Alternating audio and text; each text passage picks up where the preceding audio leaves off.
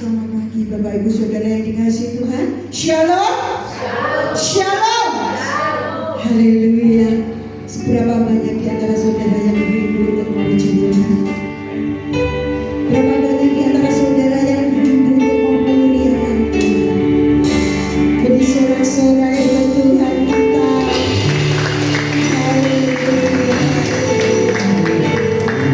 Kita akan dengan hati kita, dengan sepenuh hati kita akan memuji Dia. Kita akan muliakan Dia.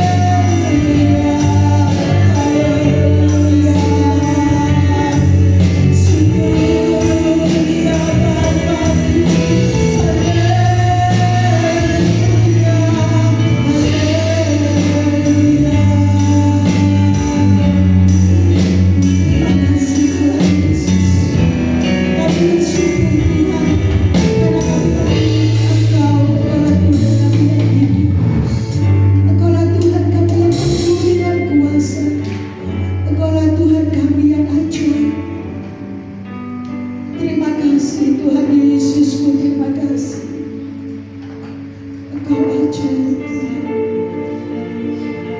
Engkau yang berkenan kuasa. Engkau telah berikan kemenangan kepada kami Tuhan Yesus, sehingga kami boleh datang di tempat ini.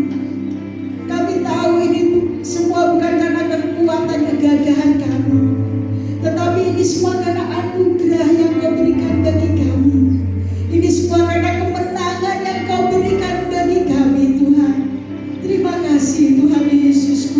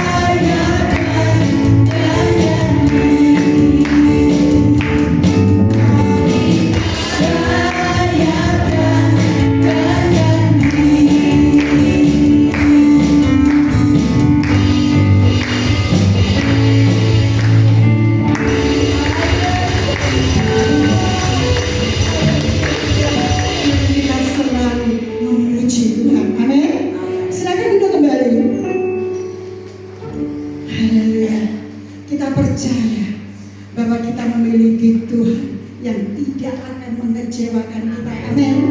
Haleluya.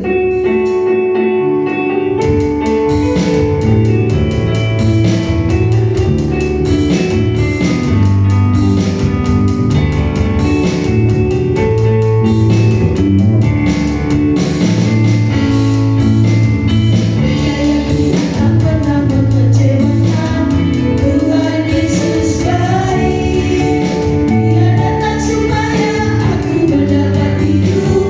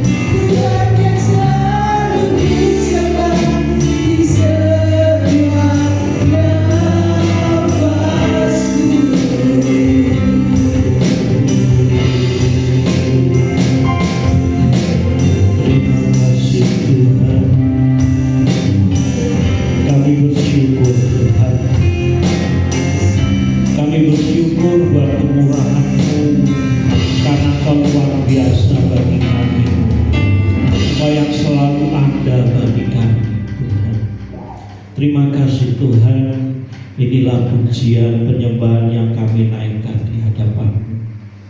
Biarlah pujian penyembahan kami menjadi dupa yang harum di hadapan-Mu. Terima kasih Tuhan. Sebentar kami akan kembali belajar daripada firman-Mu. Mari Tuhan Kau urapi kami, ajar kami mengerti, memahami akan kebenaran firman-Mu. Terima kasih Bapa, Kau urapi kami hamba-Mu Tuhan, supaya apa yang kami sampaikan itu semua adalah kehendak-Mu bagi jemaat-Mu. Terima kasih Bapa, di dalam nama Tuhan Yesus Kristus kami sudah berdoa. Haleluya. Amin. Silakan duduk.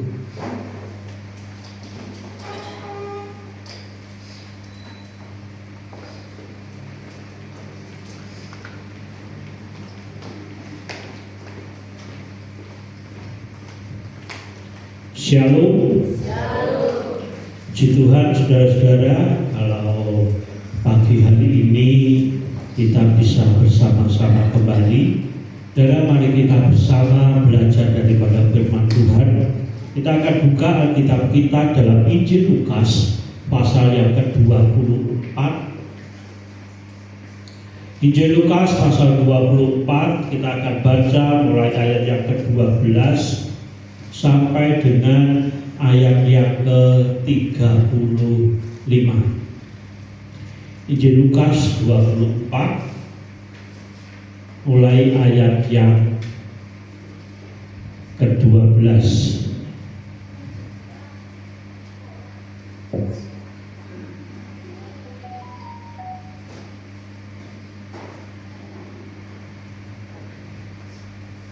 Kalau sudah mendapatkan, mari kita semua bangkit berdiri bersama-sama. Mulai ayat 13. Injil Lukas pasal yang ke-24 mulai ayat yang ke-13. Saya baca ayat yang ganjil, nanti saudara semua baca ayat yang genap. Yesus menampakkan diri di jalan ke Emmaus. Pada hari itu juga, dua orang dari murid-murid Yesus pergi ke sebuah kampung bernama Emmaus yang terletak kira-kira 7 mil jauhnya dari Yerusalem. Dan mereka bercakap-cakap tentang segala sesuatu yang telah terjadi. Ketika mereka sedang bercakap-cakap dan bertukar pikiran, datanglah Yesus sendiri mendekati mereka, lalu berjalan bersama-sama dengan mereka. Tetapi ada sesuatu yang menghalangi mata mereka, sehingga mereka tidak dapat mengenal Dia. Yesus berkata kepada mereka, "Apakah yang kamu percakapkan sementara kamu berjalan?" Maka berhentilah mereka dengan muka muram. Seorang dari mereka, namanya Kleopas, menjawabnya, "Adakah engkau satu-satunya orang asing di Yerusalem yang tidak tahu apa yang terjadi di situ pada hari-hari belakangan ini?" Kata Yesus kepada mereka, "Apakah itu?" Jawab mereka, "Apa yang terjadi dengan Yesus orang Nazaret? Dia adalah seorang nabi yang berkuasa dalam pekerjaan dan perkataan di hadapan Allah dan di hadapan seluruh bangsa kami. Tetapi imam-imam kepala dan pemimpin-pemimpin kami telah menyerahkan Dia untuk dihukum mati, dan mereka telah menyalibkannya. Padahal kami dahulu mengharapkan bahwa Dialah yang datang untuk membebaskan bangsa Israel. Tetapi sementara itu telah lewat 3 hari sejak semuanya itu terjadi. Tetapi beberapa perempuan dari kalangan kami telah mengucapkan kami. Pagi-pagi buta mereka telah pergi ke bumi Dan tidak menemukan mayatnya. Lalu mereka datang dengan berita bahwa telah kelihatan kepada mereka malaikat-malaikat yang mengatakan bahwa ia hidup. Dan beberapa teman kami telah pergi ke guru itu dan mendapati bahwa memang benar yang dikatakan perempuan-perempuan itu, tetapi dia tidak melihat. Lalu ia berkata kepada mereka, "Hai kamu orang bodoh, betapa lambannya hatimu, sehingga kamu tidak percaya segala sesuatu yang telah dikatakan para nabi. Bukankah Mesias harus menderita semuanya itu untuk masuk ke dalam kemuliaannya?" Lalu ia menjelaskan kepada mereka apa yang tertulis tentang dia dalam seluruh kitab suci, mulai dari kitab-kitab Musa dan segala kitab nabi-nabi. Mereka mendekati kampung yang mereka tuju. Lalu ia berdua seolah-olah hendak meneruskan perjalanannya. Tetapi mereka sangat mendesaknya, katanya, "Tinggallah bersama-sama dengan kami, sebab hari telah menjelang malam dan matahari hampir tenggelam." Lalu masuklah ia untuk tinggal bersama-sama dengan mereka. Waktu ia duduk makan dengan mereka, ia mengambil roti, mengucap berkat, lalu memecah-mecahkannya dan memberikannya kepada mereka. Ketika itu terbukalah mata mereka dan mereka pun mengenal dia, tetapi ia lenyap dari tengah-tengah mereka. Kata mereka seorang pada yang lain, "Bukankah hati kami berkobar-kobar ketika ia berbicara dengan kita di tengah jalan, dan ketika ia menerangkan kitab suci kepada kita?" Lalu bangunlah mereka dan terus kembali ke Yerusalem. Di situ mereka mendapati ke-11 murid itu. Mereka sedang berkumpul bersama-sama dengan teman-teman mereka. Kata mereka itu, "Sesungguhnya Tuhan telah bangkit dan telah menampakkan diri kepada Simon." Lalu kedua orang itu pun menceritakan apa yang terjadi di tengah-tengah jalan dan bagaimana mereka mengenal dia pada waktu ia memecah-mecahkan roti. Amin. Dan saudara yang dikasihi Tuhan, apa yang kita baca pagi hari ini yaitu sebuah kisah yang terjadi di hari Tuhan Yesus sudah bangkit. Pada hari itu juga, berarti hari Minggu pagi Tuhan Yesus bangkit. Tapi tidak tahu kedua muridnya ini siang hari mereka pulang pergi ke sebuah daerah yang namanya Emmaus. Mereka kedua orang ini meninggalkan saudara-saudaranya. Mereka menuju ke Emmaus dengan satu perasaan kecewa, saudara. Kedua orang ini kecewa dalam perjalanan mereka. Emmaus dikisahkan di situ jaraknya dari Yerusalem kurang lebih 7 mil. Kalau jadi kilometer ya kurang lebih 10 atau 11 kilo. Ya, 1 mil itu 1,6 kilo. Di kurang lebih 11 kilo. Perjalanan 11 kilo, kalau dikira-kira jalan kaki itu berapa lama, saudara? Ya sekitar 3-4 jam, saudara. Dan orang jalan, orang baris itu 1 jamnya 4 kilo, saudara. Nah, baris makanya ya sekitar 4 jam kalau nyantai. Dalam perjalanan kedua orang ini, mereka sedang ngobrol, ngomong-ngomong, mereka kecewa, saudara. Mereka kecewa karena apa? Mereka kecewa karena harapannya hilang. Ya, mereka mengikut Yesus. Mereka percaya kepada Yesus. Bahkan di sini dikatakan, ya, murid. Kalau kita melihat di dalam apa yang kita baca tadi, kedua orang ini adalah murid Yesus. Dalam perlu saudara ketahui, murid Tuhan Yesus ketika dia hidup itu ada beberapa lapis, saudara.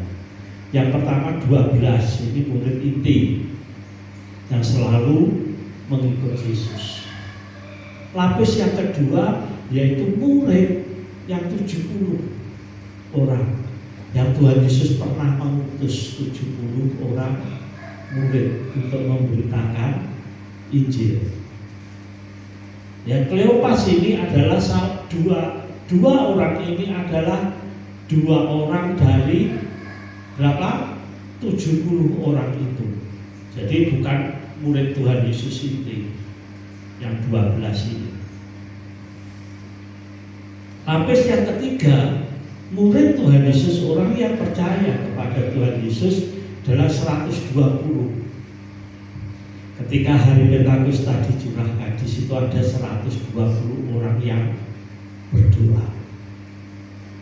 Ya. Jadi Kleopas dan temannya ini ya, adalah murid Yesus. Mereka mengikut Yesus mungkin gak tiap hari, tapi yang pasti mereka percaya kepada Yesus. Mereka melihat apa yang dikerjakan Tuhan Yesus. Mereka memiliki harapan. Sekali lagi mereka memiliki harapan, saudara. Tetapi ketika Tuhan Yesus mati, harapannya hilang. Harapan mereka apa, saudara? Yesus datang membebaskan bangsa Israel. Itu harapan murid-muridnya. Kali lagi harapan murid-murid Yesus membebaskan bangsa Israel. Kedua muridnya mengenal Yesus, mengenal pekerjaannya, apa yang diajarkannya. Tadi di sini dikatakan dia adalah seorang nabi yang dipakai Tuhan, yang memiliki kuasa dalam pekerjaannya, memiliki kuasa dalam perkataannya. Tapi ketika Tuhan Yesus mati, harapan semuanya hilang. Dua orang ini sudah putus asa. Mereka pergi meninggalkan saudara-saudaranya yang di Yerusalem. Mereka pergi ke Emmaus.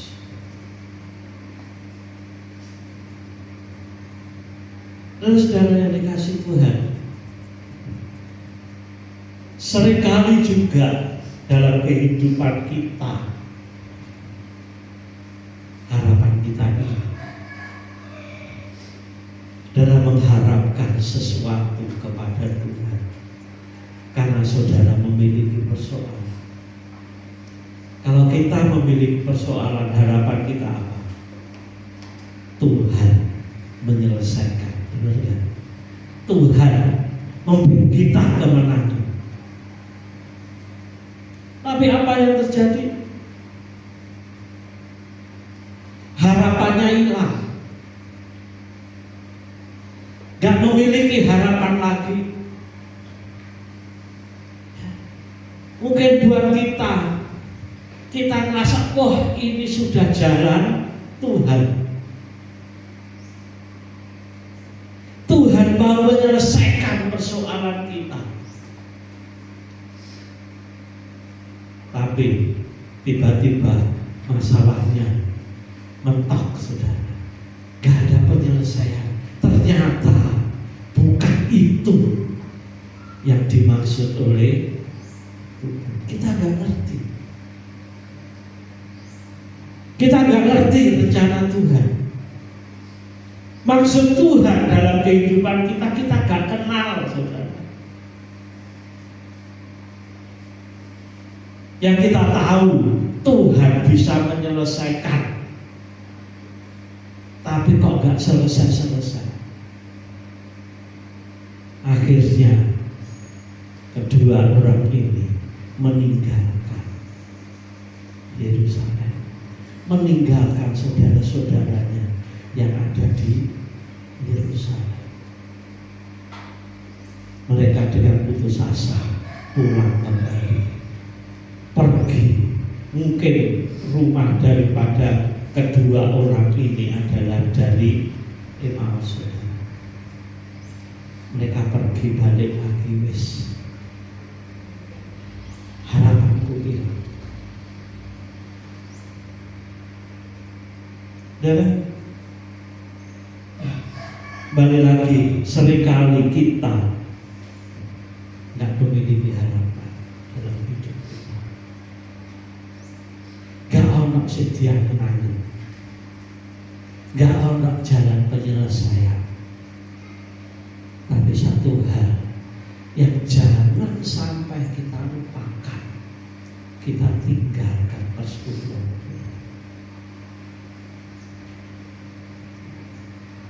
Jangan kita tinggalkan persekutuan kita. Dalam Ibrani pasal 10 ayat yang ke-25. Ibrani pasal 10 ayat yang ke-25. Janganlah kita menjauhkan diri dari pertemuan ibadah kita seperti yang dibiasakan oleh beberapa orang. Tetapi marilah kita saling menasihati, semakin giat melakukannya menjelang hari Tuhan yang mendekat. Dan jangan pergi menjauhi pertemuan ibadah Tuhan. Ketika saudara menghadapi masalah,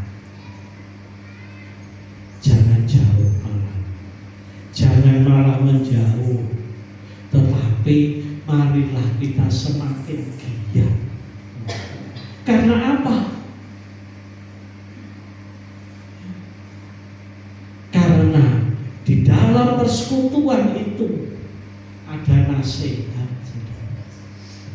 saling menguatkan.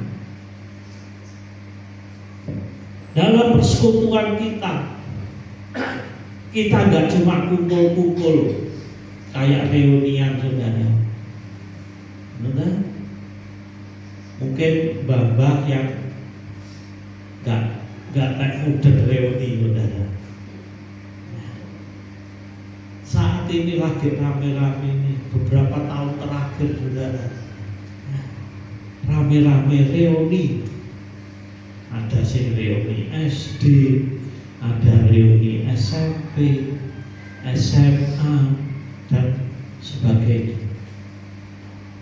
Mereka ngumpul dan senang ketemu kancane lawas, saudara. Tapi setelah itu ya selesai, saudara. Tapi pertemuan ibadah kita di situ ada nasihat, ada penghiburan kasih, ada belas kasihan.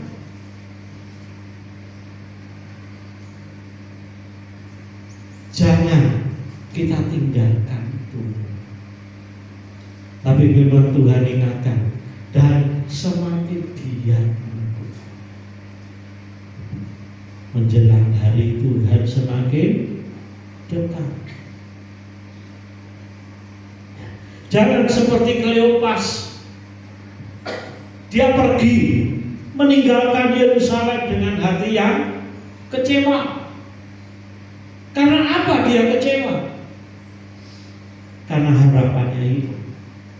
Pada dulu saya mengharapkan dia membebaskan bangsa kita dari penjajahan Romawi.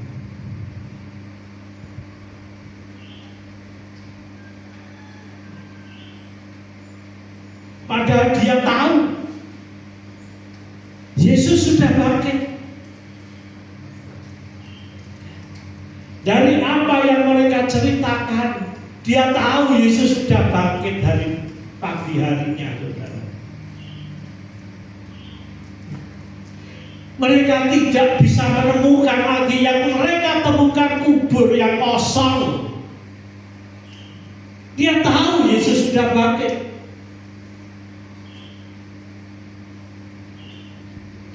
Seharusnya senang loh.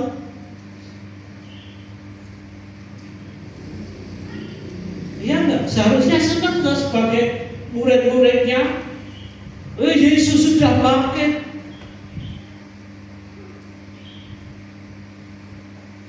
Tapi mengapa mereka masih tetap kecewa? Karena mereka tidak ngerti firman Tuhan.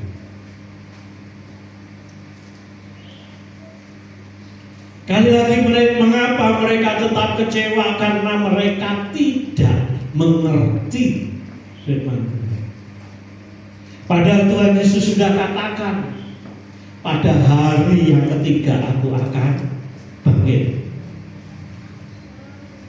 Dan dia juga dengar, dia melihat dari rekan-rekan mereka, dia dua orang ini mendengar Yesus sudah bangkit.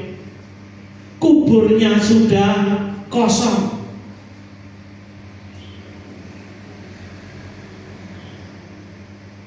Sehingga Tuhan Yesus sampai katakan, orang bodoh, betapa lambannya hatimu, sehingga kamu tidak mengerti firman Tuhan. Dan banyak orang Kristen yang sudah bertahun-tahun mengikut Yesus gak bisa mengerti firman Tuhan.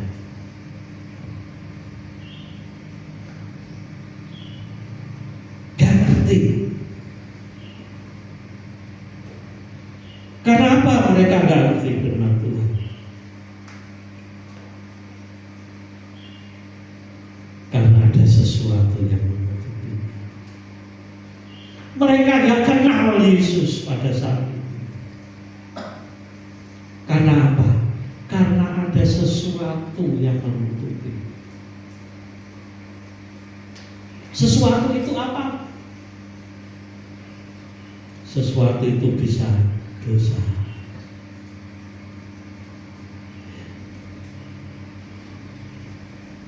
Dia masih hidup di dalam dosa, sehingga gak bisa ngerti firman Tuhan.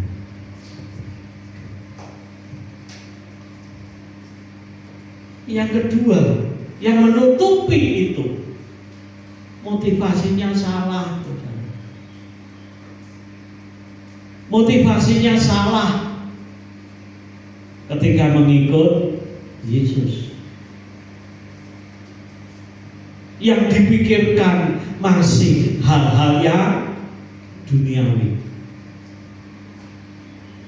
Yang dipikirkan masih hal-hal kedagingan, sehingga tidak ngerti firman Tuhan.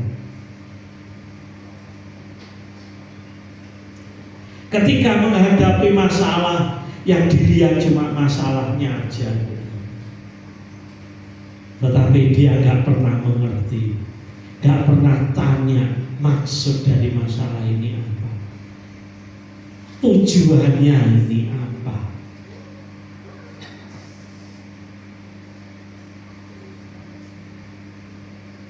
Semua yang terjadi dalam hidup kita,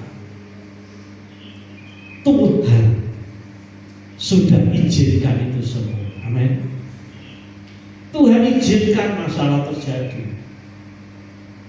Kalau Tuhan izinkan itu, pasti Tuhan memiliki rencana dalam hidup saudara. Dalam menghadapi masalah, Tuhan punya rencana dalam masalah saudara. Tapi ketika kita lihat cuma masalahnya yang besar, sudah nggak ada harapan, mentok jalan.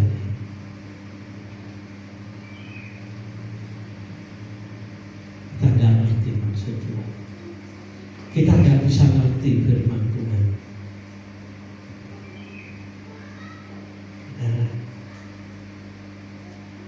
Maka mari kita belajar mengerti, mau mengerti, belajar mengerti akan firman Tuhan. Gimana caranya mengerti firman Tuhan? Dalam Efesus Rasul Paulus katakan, aku berdoa supaya Tuhan memberikan kamu roh hikmat dan wahyu untuk mengenal Dia dengan benar.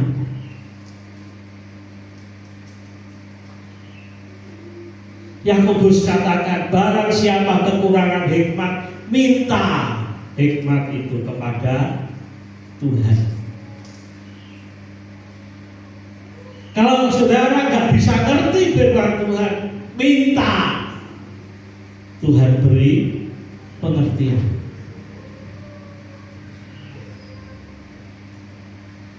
Supaya aku bisa mengerti, memahami akan rencanamu dalam hidup saya. Dan Tuhan punya rencana. Ketika Dia lahir di dunia ini, Tuhan punya rencana. Rencananya apa? Menyelamatkan manusia. Dengan cara apa? Dengan cara Dia mati di atas kayu salib dan Dia bangkit kembali pada hari yang ketiga.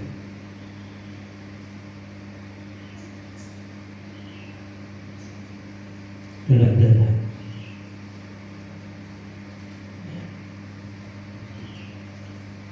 kita harus ngerti firman Tuhan.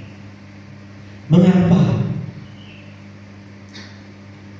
Ada sesuatu yang menutupi. Yang menutupi yang ketiga, kekerasan hati.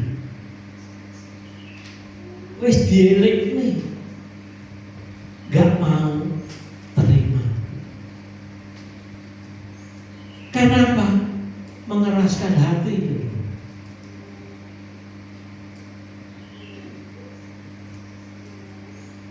Sekali lagi, karena mengeraskan hati. Dan saudara yang dikasih Tuhan, ketika Roh Kudus berbicara kepada saudara, Dia berbicaranya pelan-pelan. Roh Kudus itu lemah lembut. Dia ngelek alon-alon, memperingatkan kita, mengajar kita. Pelan-pelan Dia mengajar kita, gak galak, saudara. Kita bersyukur kita hidup di zaman anugerah ini.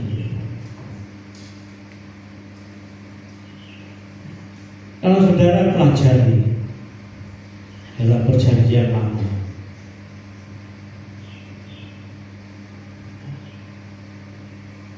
apalagi saudara pelajari di dalam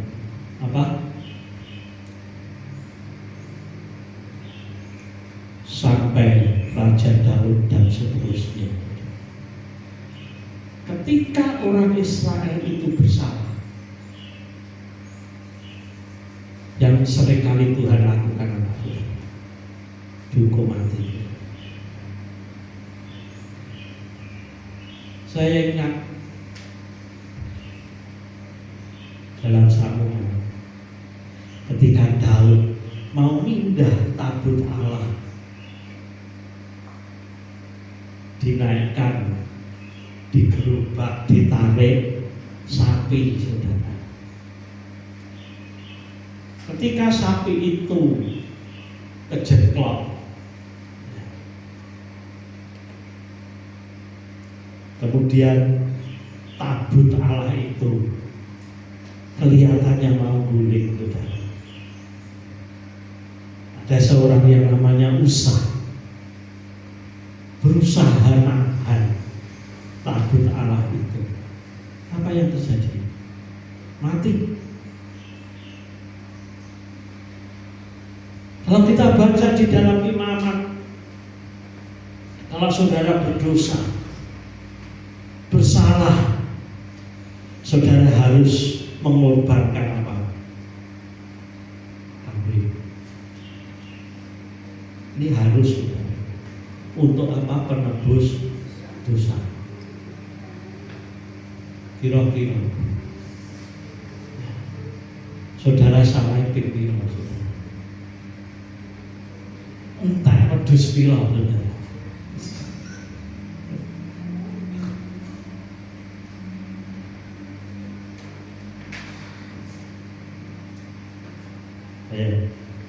Saya dibayangi nggak? Saya nggak bisa bayangin, ketika bait Allah itu berdiri, berapa korban kambing domba yang harus dikorbankan setiap hari.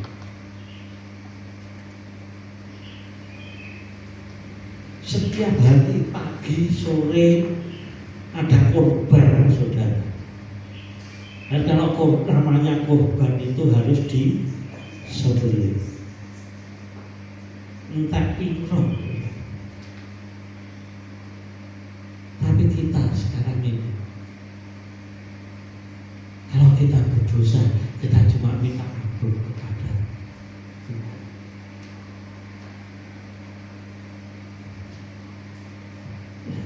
Kita buang itu yang menutupi mata kita, sehingga tidak bisa melihat Yesus hadir.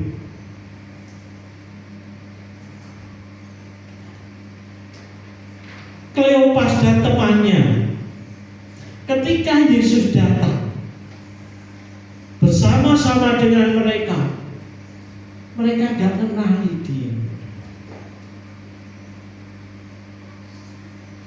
gak kenal Yesus, padahal dia sudah ngikut Yesus berapa lama. Gak kenal, gak ngerti sepanjang perjalanan.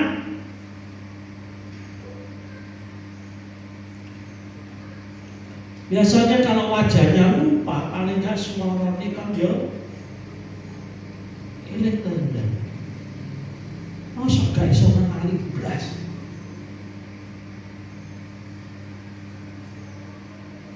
Gak bisa mengenali. Kalau Yesus menyertai mereka dalam perjalanannya ke Emmaus, tidak tahu di kilometer berapa Tuhan Yesus gabung. Tapi yang pasti lama, saudara. Bahwa Tuhan Yesus sempat menerangkan kitab-kitab para nabi, nubuat-nubuat para nabi, benar. Yang mungkin cuma sebentar. Barusan belum lama mereka ketemu dengan Yesus, kok wis lupa. Begitu juga kita. Seringkali kita juga lupa, gak melihat kalau Yesus itu menyertai kita. Ketika kita menghadapi masalah, menghadapi kekecewaan, menghadapi persoalan yang berat, kita gak bisa melihat Yesus ada. Padahal dia berjanji, aku akan menyertai sampai akhir zaman.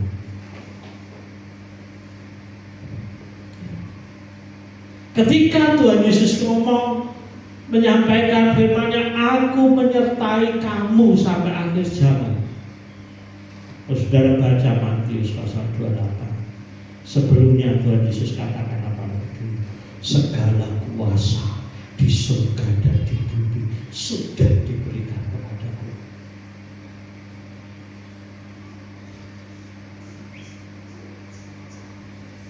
Tuhan menunjukkan kuasanya lebih dulu. Segala kuasa di surga dan di bumi sudah diberikan kepadaku. Pergilah, aku akan menyertai engkau senantiasa sampai akhir zaman. Barusan kemarin atau mungkin minggu lalu kita merasakan Tuhan menyertai saya. Kita bisa mengenal penyertaan Tuhan, tetapi karena kekecewaan kita gak kosong dan Tuhan tetap menyertai. Ingat, Tuhan selalu menyertai. Tuhan selalu bersama dengan kita. Yang namanya disebut Immanuel, Allah beserta kita. Kalau kemarin, minggu lalu Tuhan menyertai saya, hari ini pun Tuhan tetap menyertai saya. Mari kita kenali. Kita kenali Tuhan ada. Bukan cuma di samping saya, tapi ada di dalam saya. Dia adalah Immanuel. Dan saudara yang dikasih Tuhan,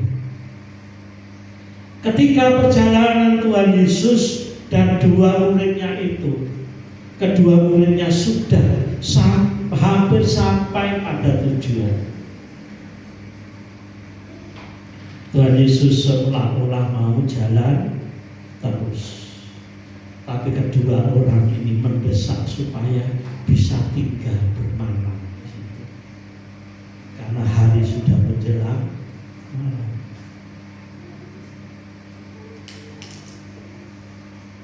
Dan ketika kita putus asa, gak memiliki harapan, jangan lupa undang Yesus kembali. Saya ingat lagu sekolah minggu. Saat ku undang Yesus masuk ke dalam perahuku, hingga ku selamat sehingga di seberang. Undang Yesus, biarlah kita mengundang Yesus dalam pekerjaan kita, dalam keluarga kita, dalam hidup kita secara pribadi. Kita undang Dia. Kita undang untuk apa? Dan saudara yang dikasih Tuhan, apa yang kita baca ketika mereka mengundang Yesus,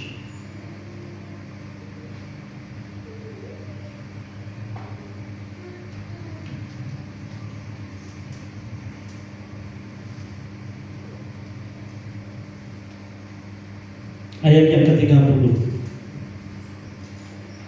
Lukas 24 ayat yang ke-30, mulai ayat yang ke-29. Tetapi mereka sangat mendesaknya, katanya, tinggallah bersama-sama dengan kami, sebab hari telah menjelang malam dan matahari hampir tenggelam. Lalu masuklah ia untuk tinggal bersama-sama mereka. Ayat 30. Waktu ia duduk makan dengan mereka, ia mengambil roti, mengucap berkat, lalu memecah-mecahkannya dan memberikannya kepada mereka. Karena kalau kita memperhatikan ayat ini, saudara ngajak saya makan di rumah. Di rumah saudara, ayo makan, ayo mampir, terus disuguhkan. Tapi ketika sudah kumpul, tiba-tiba yang ambil inisiatif itu saya, saudara.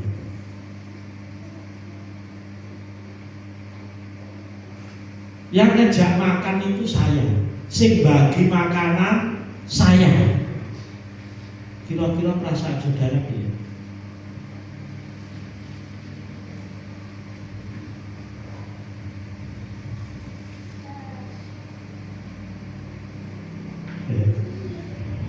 Kalau ada orang lain makan di tempat saudara, terus yang ngambil inisiatif makan itu tamu medisi. Bahkan sing jumpukne lemangan tamune. Menurut saudara piye, saudara? Iki tamu kok kurang ajar ya? Iya enggak?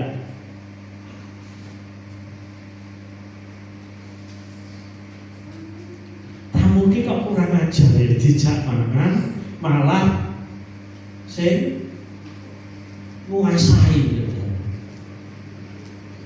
Malah kaya-kaya sing duwe.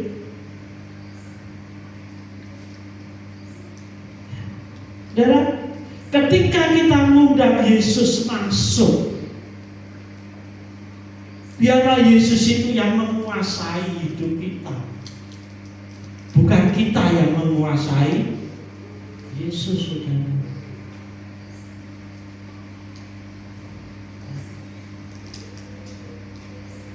Jadi kalau kita undang Yesus masuk di dalam hidup kita, biarlah Dia yang berkuasa.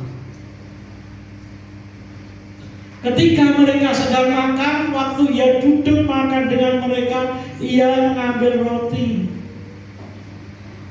mengucap berkat, lalu pecah-pecahkan dan memberikan kepada mereka. Tapi mereka nggak protes, saudara. Mereka gak komen, uang iki piye to? Uang dijak disuguh mangan, kok malah sing dadi nguasai, saudara. Kaya aku iki sing tamune, saudara.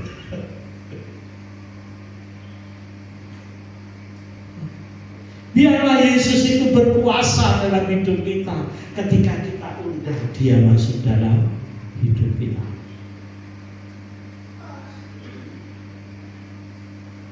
Dan ketika kita mengundang Dia masuk dalam hidup kita, menguasai hidup kita, apa yang terjadi? Ayat yang ke-31 katakan apa?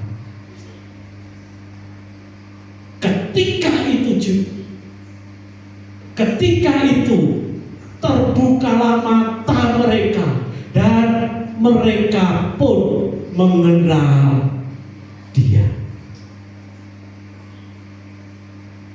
Ketika Tuhan menguasai hidup kita, maka terbukalah mata kita. Kita bisa ngerti firman Tuhan. Kita bisa memahami rencana Tuhan.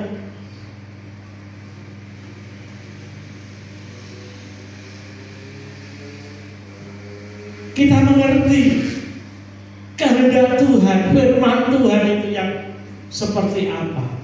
Apa rencana Tuhan dalam hidup kita.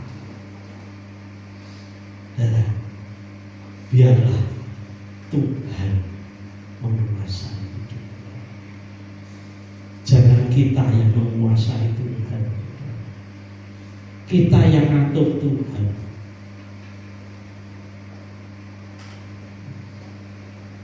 Dan saudara yang dikasih Tuhan, dan ketika mata mereka terbuka, apa yang terjadi?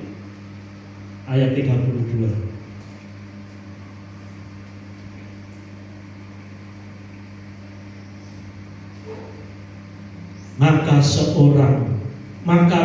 Kata mereka seorang kepada yang lain, bukankah hati kita berkobar-kobar ketika ia berbicara dengan kita di tengah jalan, dan ketika ia menerangkan kitab suci kepada kita?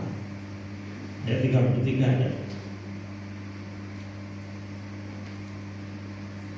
Lalu bangunlah mereka dan terus kembali ke Yerusalem.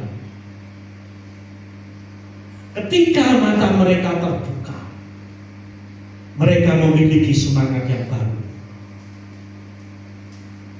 memiliki kekuatan yang baru.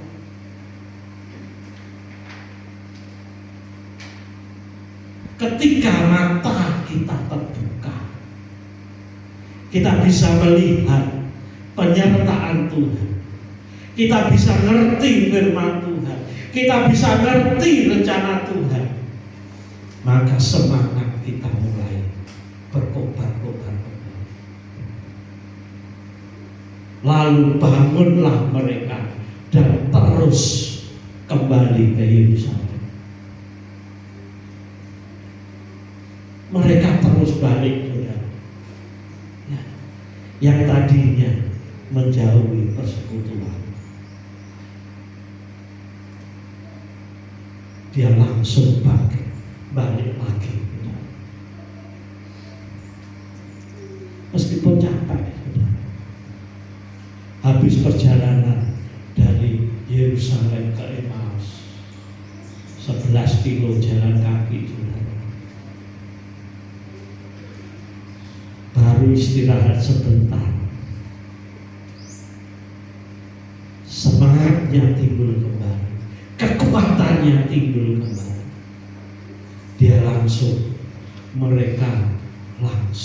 Mereka terus kembali ke Yerusalem. Semangat lagi, saudara. Gak tahu mereka balik ke Yerusalem itu lari apa jalan cepat. Saya pasti gak nyantai. Karena apa? Semangat.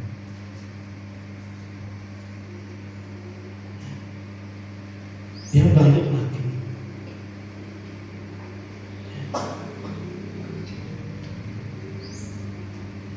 Setelah sampai di Yerusalem, apa yang mereka lakukan? Mereka menceritakan kembali kisah perjalanan mereka kepada saudara-saudara yang lain. Dan saudara yang dikasih Tuhan, pagi hari ini juga kita sebagai orang percaya, mari kita belajar mengerti kebenaran, sehingga hidup gak gampang kecewa, gak nelongso terus, gak ngomel terus, gak tersulut terus. Kita hidup tidak lagi di dalam penderitaan, tetapi hidup di dalam sukacita. Kita gak hidup lagi nanggung beban, tapi kita sudah lepas dari beban itu. Ketika kita percaya Yesus, beban itu sudah terlepas. Nah, pagi hari ini, mari kita belajar mengenali Dia dengan benar. Amin. Tuhan Yesus memberkati. Dan minta pemain musik untuk maju ke depan.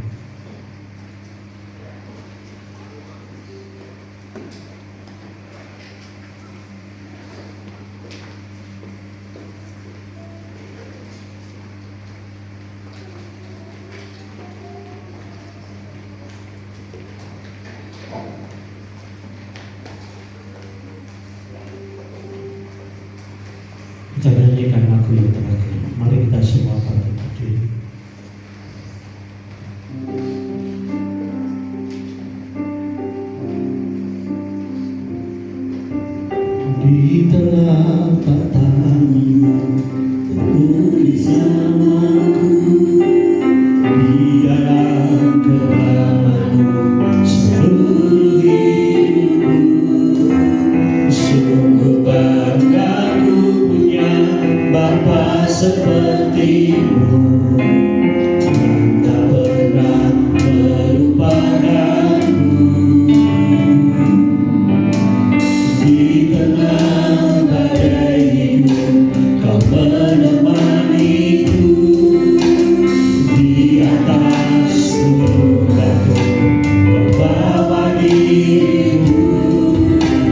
Sungguh bangga ku punya Bapa seperti-Mu yang tak pernah meninggalkanku. Nyatakan Engkau Tuhan di hidupku, Tuhan di setiap ucapan dan perbuatanku. Nyatakan Engkau Tuhan di hidupku, Tuhan yang selalu ku sembah di setiap nafasku.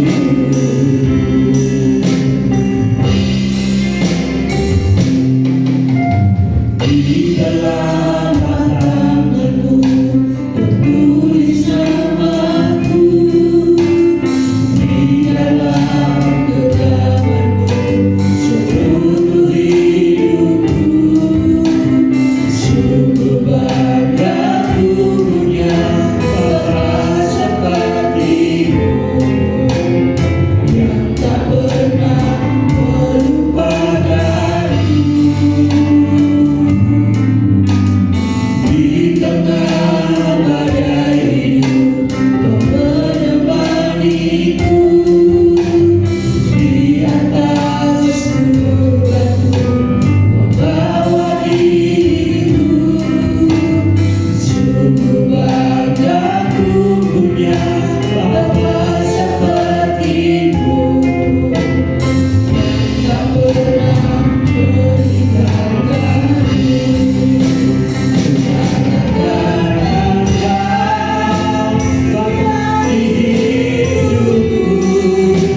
Tuhan di setiap ucapan dan perbuatanku.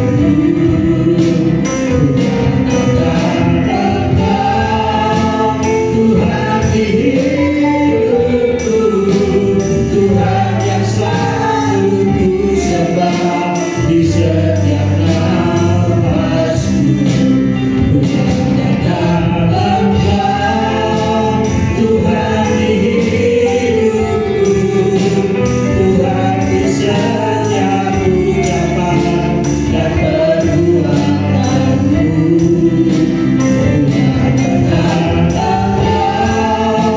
Tuhan di hidupku, Tuhan yang selalu ku sembah di setiap nafasku. Tuhan yang selalu ku sembah di setiap nafasku. Tuhan yang selalu ku sembah di setiap nafasku.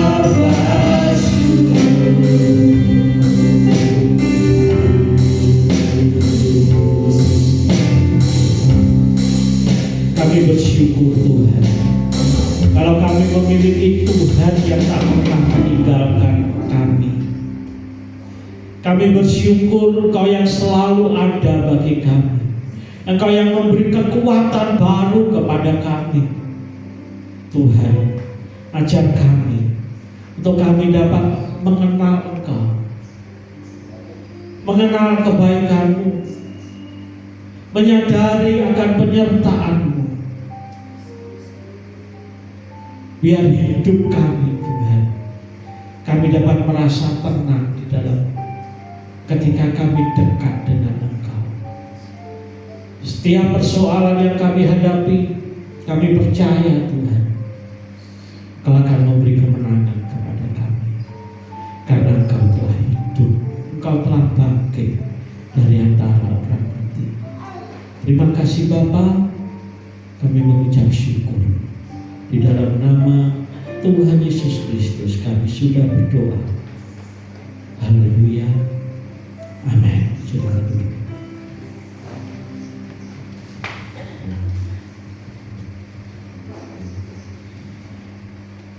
Kita telah mendengarkan sebagian daripada firman Tuhan, dan terima kasih buat hamba-Nya yang telah menyampaikan firman-Nya.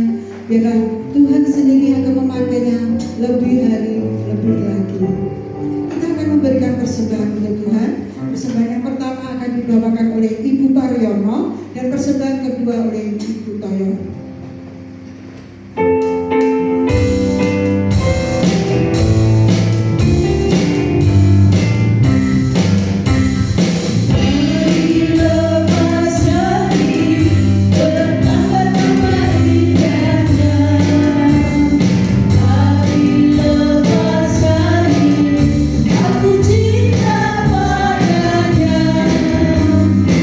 Yesus cinta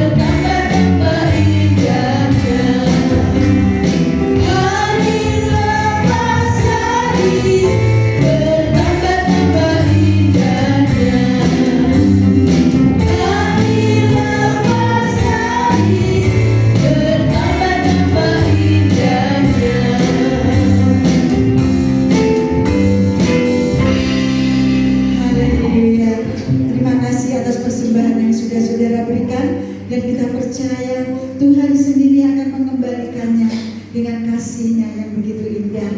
Haleluya. Saya akan membacakan pengumuman untuk minggu ini. Hari Rabu jam 18.30 Komsel 1 di gereja, pujian oleh Bapak Paryono.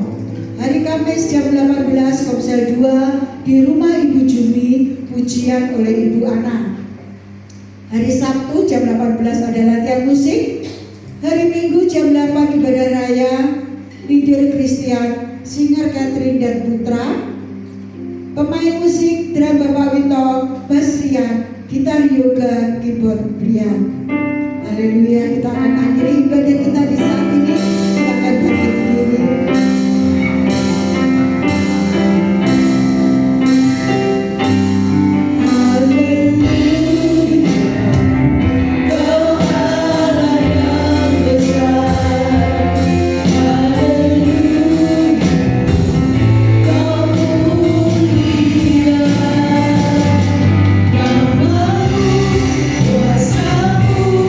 Kasih-Mu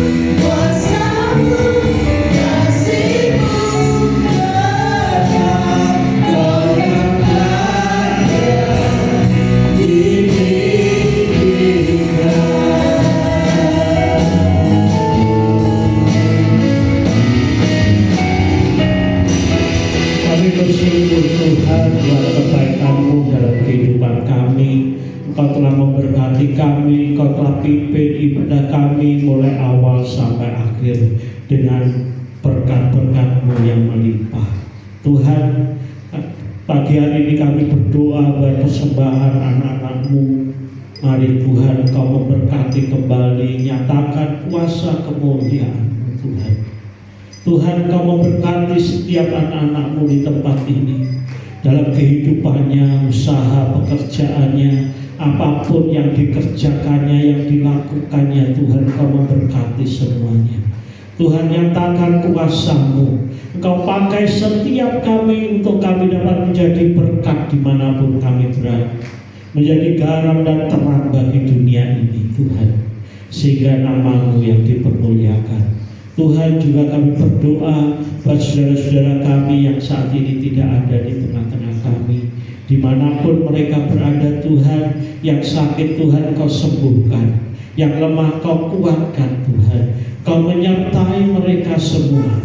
Terima kasih Tuhan, terima kasih Tuhan Yesus. Juga kalau sebentar kami akan pulang kembali ke rumah kami masing-masing, kami serahkan perjalanan kami ke dalam tangan-Mu. Biarlah penyertaan perlindungan-Mu tetap selalu menyertai kami, sehingga kami dapat pulang sampai di rumah dengan selamat.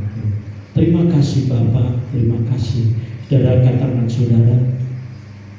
Dan sekarang ini saudara-saudara yang dikasihi Tuhan, terimalah berkat, anugerah, rahmat, damai sejahtera, sukacita dari Bapa di surga, persekutuan di dalam Tuhan Yesus Kristus, serta pimpinan pemeliharaan Roh Kudus menyertai kehidupan saudara semua, mulai hari ini sampai Tuhan Yesus datang di awan-awan pada kali yang kedua. Terima kasih Tuhan, di dalam nama Tuhan Yesus Kristus. Yang percaya katakan amin. Silakan duduk saudara. Saudara, pagi hari ini kita akan kembali melihat